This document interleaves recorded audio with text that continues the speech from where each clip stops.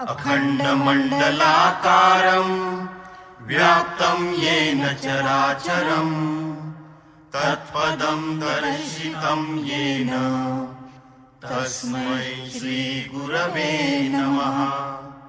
सर्वश्रुतिशिरोरत्न विराजितपदाम्बुजः वेदान्ताम्बुजसूर्यो तस्मै श्रीगुरवे नमः।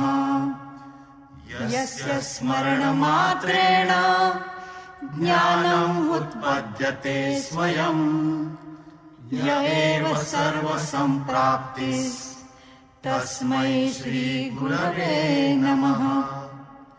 चैतन्यं शाश्वतं शान्तं व्योमातीतं निरञ्जनं नादबिन्दुकलातीतं तस्मै श्रीगुरवे नमः। स्थावरं जङ्गमं चैव तथा चैव चराचरं व्याप्तं येन जगत्सर्वं तस्मै श्रीगुरवे नमः। ज्ञानशक्तिसमारूढस्तत्त्वमाला विभूषितः भुक्तिमुक्तिप्रदातायस्तस्मै श्रीगुरवे नमः। अनेकजन्म सम्प्राप्त सर्वकर्मविदाहिने स्वात्मज्ञानप्रभावेण तस्मै श्रीगुरवे नमः। न गुरोरधिकं तत्त्वं न गुरोरधिकं तपः तत्त्वज्ञानात् परं नास्ति तस्मै श्रीगुरवे नमः। मन्नाथ श्रीजगन्नाथो मद्गुरुस्त्रीजगद्गुरुः महात्मा सर्वभूतात्मा तस्मै श्रीगुरवे नमः। ध्यानमूलं गुरोर्मूर्तिः पूजामूलं गुरोः पदम् मन्त्रमूलं गुरोर्वाक्यं मोक्षमूलं गुरोः कृपा। गुरुरादिरनादिश्च गुरुः परमदैवतम् गुरोः परतरं नास्ति तस्मै श्रीगुरवे नमः।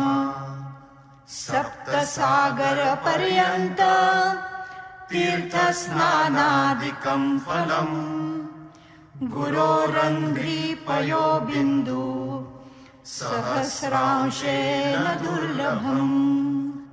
हरौरुष्टे गुरुस्त्राता गुरोः हृष्टे न कश्चन तस्मात् सर्वप्रयत्नेन श्रीगुरुं शरणं व्रजेत्। गुरुरेव जगत्सर्वं ब्रह्म विष्णु शिवात्मकम् गुरोः परतरं नास्ति तस्मात् सम्पूजयेत् गुरुम्। ज्ञानं विज्ञानसहितं लभ्यते गुरुभक्तितः गुरोः परतरं नास्ति ध्येयोऽसौ गुरुमार्गिभिः।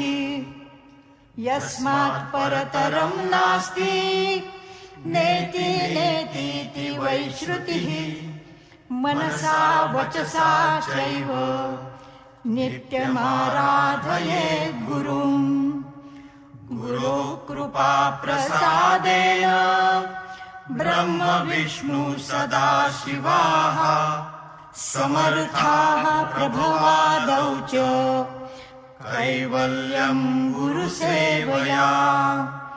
गुकारस्त्वन्धकारश्च ऋकारस्तेज उच्यते अज्ञानग्रासकं ब्रह्म गुरुरेव न संशयः।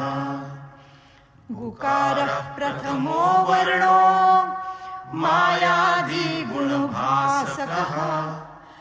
ऋकारो द्वितीयो ब्रह्म ब्रह्म माया भ्रांति विनाशकम् मंत्रराजमिदं देवी गुरुरित्यक्षरद्वयम् स्मृतिवेदार्थवाक्येन गुरुः साक्षात् परं पदम् श्रीमत्परब्रह्म गुरुं स्मरामि श्रीमत्परब्रह्म गुरुं वदामि श्रीमत्परब्रह्म गुरुं नमामि श्रीमत्परब्रह्म गुरुं भजामि संसारवृक्षमारूढाः पतन्तो नरकार्णवे येन चैवोद्धृताः सर्वे तस्मै श्रीगुरवे नमः।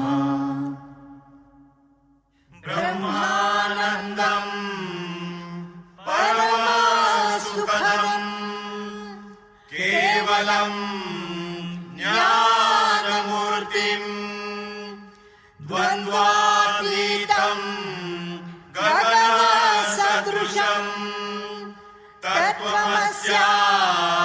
तत्त्वमस्यादिलक्ष्यम् एकं नित्यं विमलम् अचलम् सर्वधी साक्षिभूतम् भावातीतम् त्रिगुणरहितम् सद्गुरुं तं नमामि। गुरुर्ब्रह्मा गुरुर्विष्णुः गुरुर्देवो महेश्वरः गुरुरेव परब्रह्म तस्मै श्रीगुरवे नमः। त्रिगुणात्मक त्रैमूर्ती दत्त हा जाणा त्रिगुणी अवतार त्रैलोक्य राणा नेती नेती शब्द नये अनुमाना सुरवर मुनि जन योगी समाधिले ध्याना जय देव जय श्री सद्गुरु दत्ता आरतियो वाणीता हरसी भव चिंता जय देव